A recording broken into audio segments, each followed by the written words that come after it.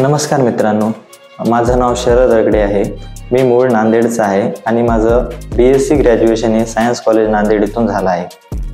आणि मला IT आवड असल्यामुळे मी IT क्लासेसच्या शोधात होतो व ऑनलाईन माध्यमातून मला पुण्यातल्या IT शाळाबद्दल समजलं आणि मी इथे भेट देण्यासाठी आलो।